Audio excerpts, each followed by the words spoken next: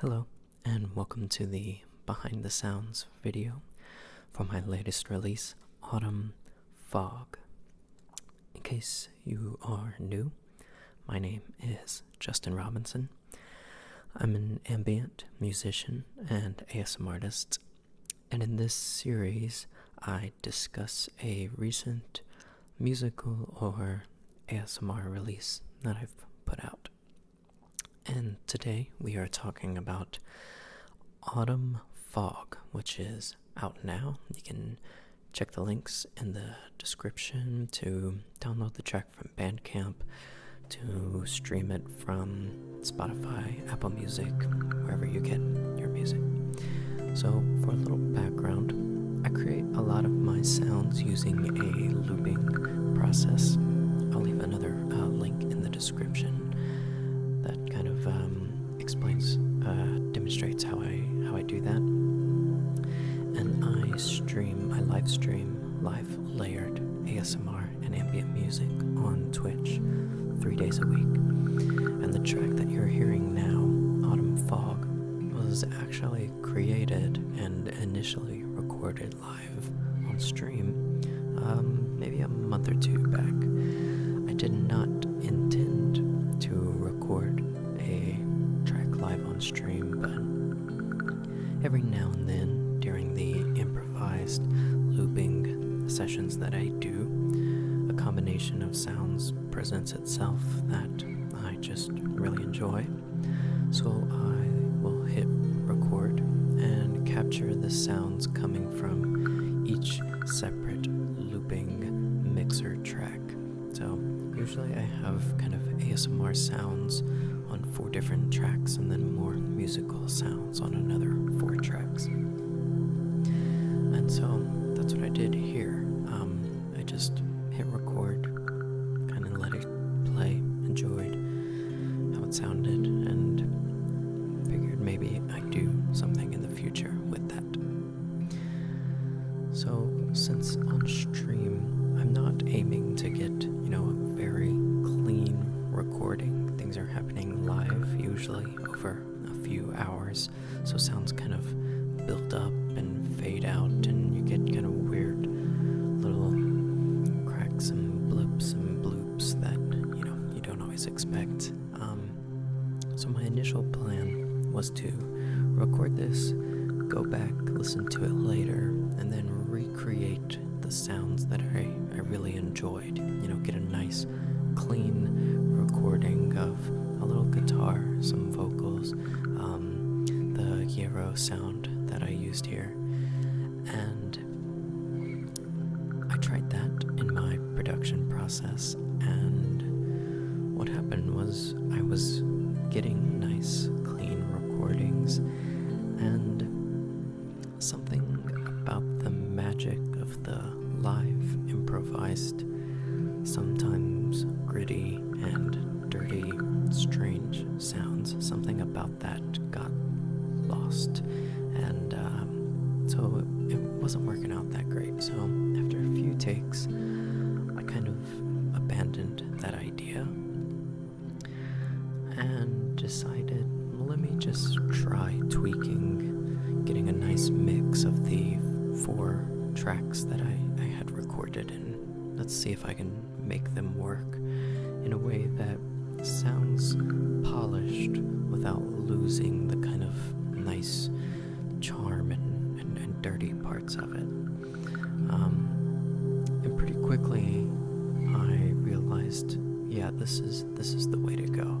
It kept the odd parts that I wouldn't have consciously chosen to keep in a normal kind of recording setup. And those odd parts are I think what gives it kind of the charm and the uniqueness and the hazy kind of uncertainty of fog, and a little bit of darkness even in this kind of very major light sounding piece. So what I'm going to do now is go through the individual recorded tracks from those 4 tracks and just talk about the sounds that we're hearing. So let's get started with that. So this first track is going to take a second to come in. And what that is, let's maybe crank the volume up on that a little bit. What you're hearing there is this little wooden frog back here.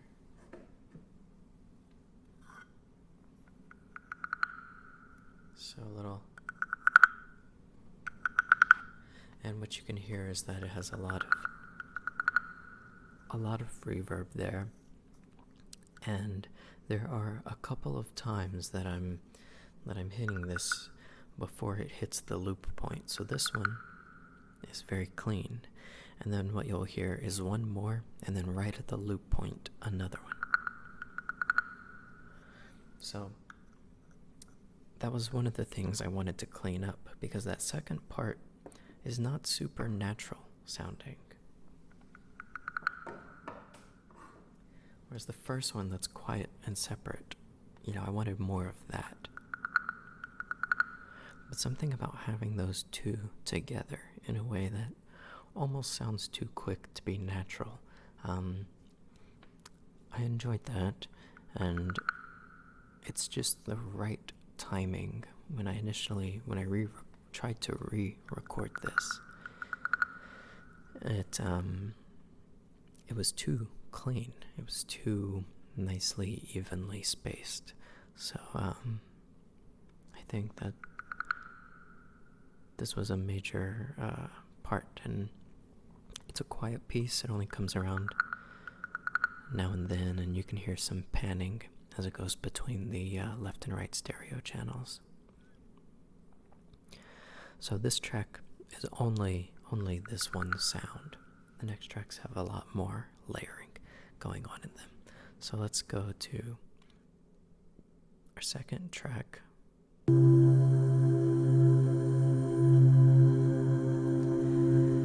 And this is a lot of vocals that we hear.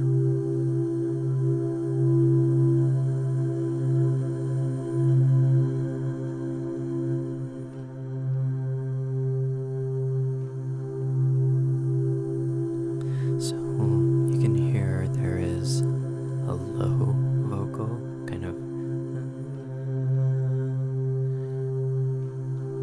and that loop sounds like it's been going on for a long time, because it's starting to decay and get a little noisy.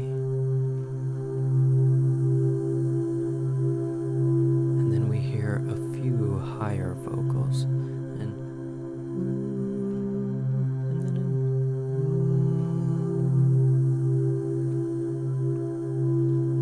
so together they kind of make a nice chord, a pretty simple chord structure. And with this, looping process, it's hard to really tell when it starts and comes back. There's not a solid loop point that you hear like in the previous track. It just kind of sounds like it can go on forever, and it moves back and forth between the ears, which gives it enough, even more variation, that kind of just sounds like it'll keep going and going.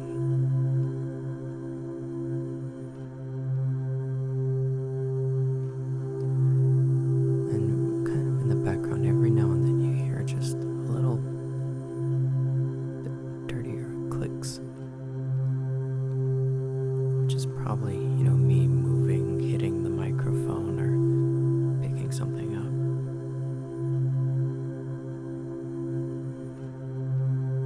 And those little extra noises really make a difference.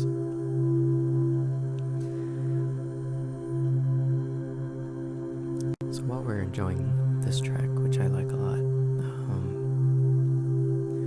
Autumn Fog, again, is the name, and even though this was probably recorded late summer, originally on stream,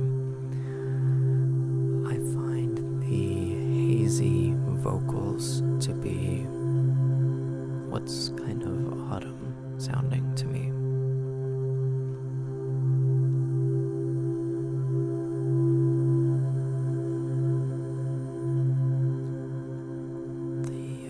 very reverby, hazy, washed out kind of sound is a big part of what gives it the autumn kind of feeling. And again, that little distortion on the low vocals gives it just a little bit of darkness, I think. I personally like autumn or fall, because I like the temperature at that time, and then, the falling leaves are so pretty. You're kind of over the heat of summer and not quite into the, really dark coldness of winter, but it's getting there. It's approaching it. So let's move on to our next track. Track 3 here, which is more vocals, but a little more spaced out.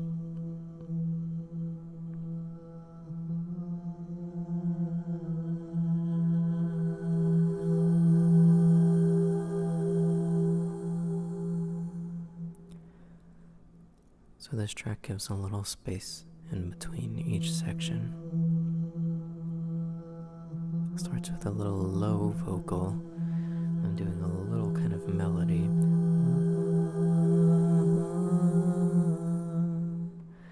And that kind of half note, half tone melody there gives it a little more darkness, a little kind of melancholy, a little sadness. And then we get some high vocals that come in.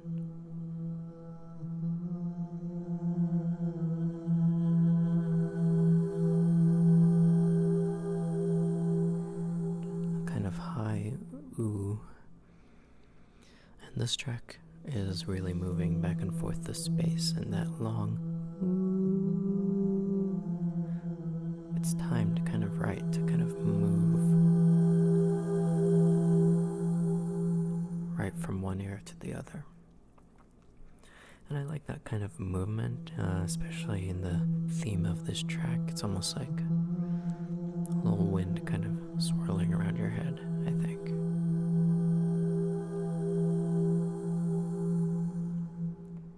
It's just enough motion, broken up by some stillness.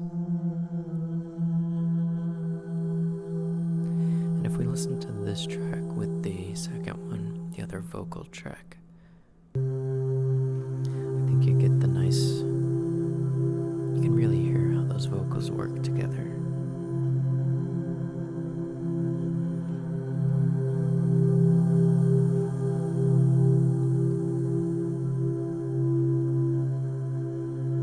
And it's a lot more vocal sounds than I would have done. There's a lot going on here, and that gives it both the kind of noisiness as well as the haziness involved.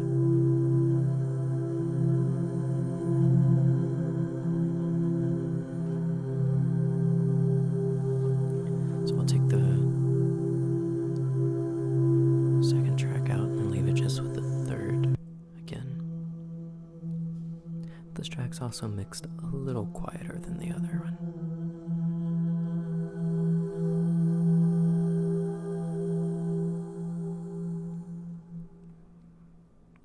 So that's most of the vocals are in those two tracks.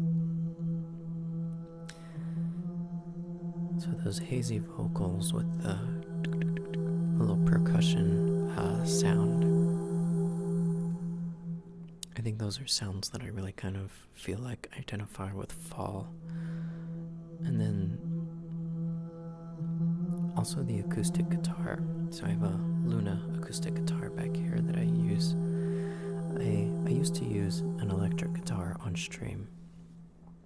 Then I got this Tascam microphone, and it sort of doesn't play nice with my interface that I use with my electric electric instruments, so I started using the acoustic, and this is probably one of the first times that I used it on stream, is this recording.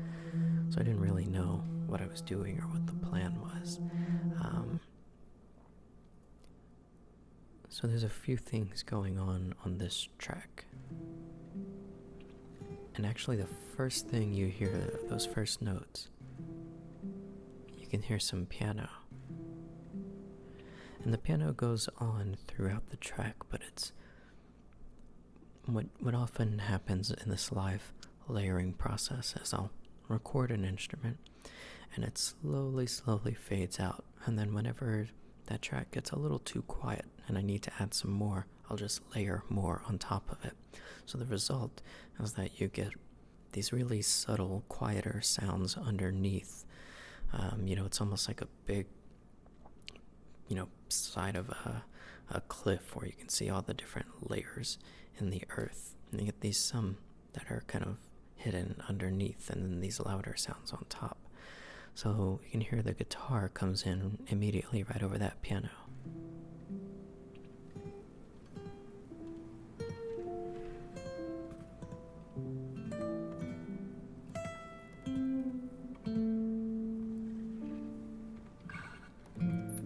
Very subtle piano notes here and there.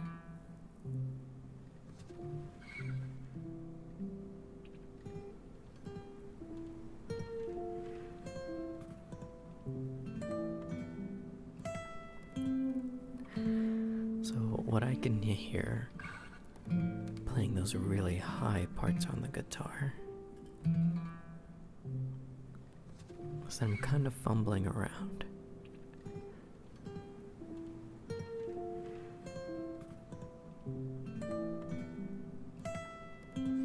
Kind of missing a note. The spacing in between is a little strange, but at the same time it is kind of, the piano kind of fills in the notes around it.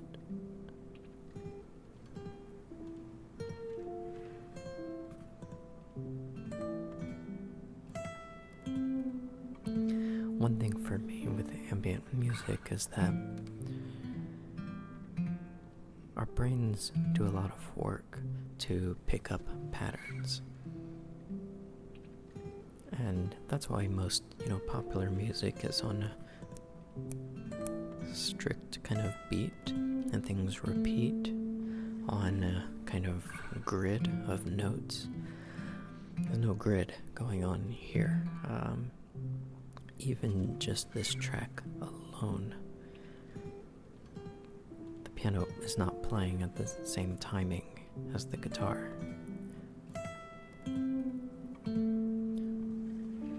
So it's actually kind of nice for ambient music that you can listen to clearly and up close or in the background, because I think the brain kind of realizes there's no pattern here, or there's too much going on that I can really make sense of it.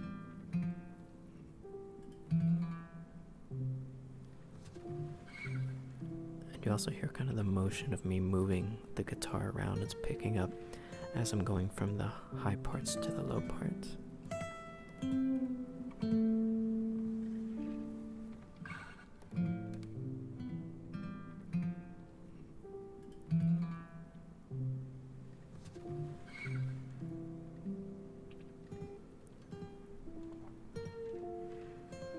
So I'll play a little bit of this with the, this is track 4, I'll play a little bit with track 3, just the vocals.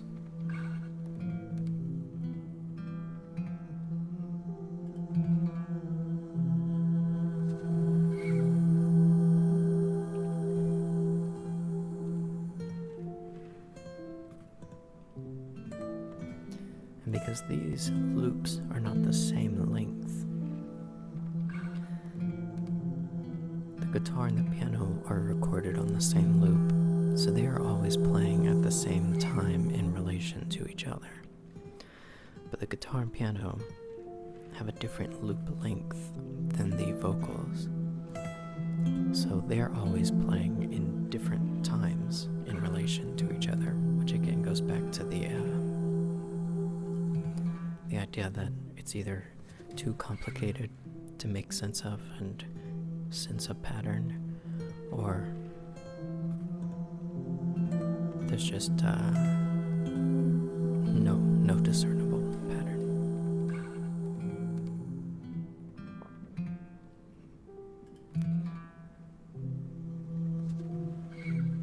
So let's listen to a little bit with the guitar and track 2,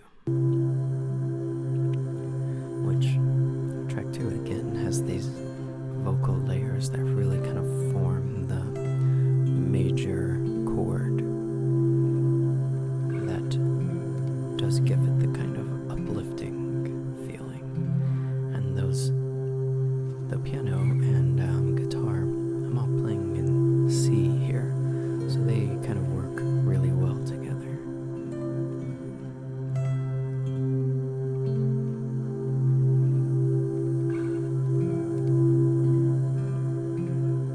And then we can add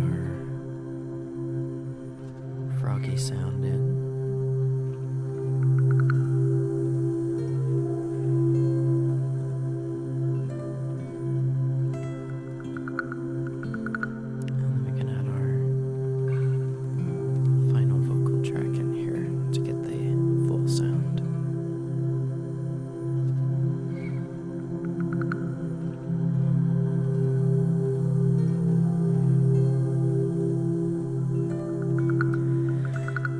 What you get is a really hazy vocals, some nice acoustic guitar, a little wooden percussion. The piano, is really underneath all these layers of vocals. You can kind of hear notes pop out now and then if you're really listening for it, but it's not terribly obvious that there's a piano track here.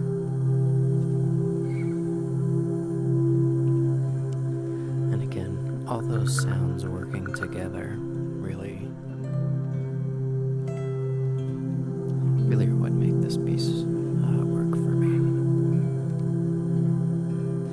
And now that it's November, I think it really does feel like fall.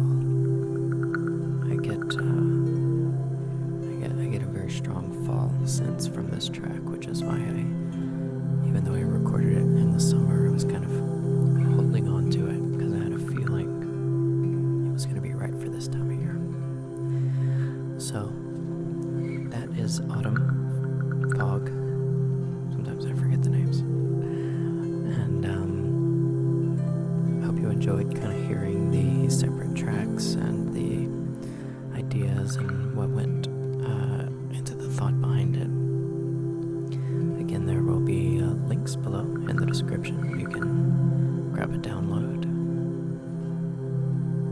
find it on your favorite streaming site. And that's going to do us for today. So thanks for listening, thanks for watching, and until next time, bye for now.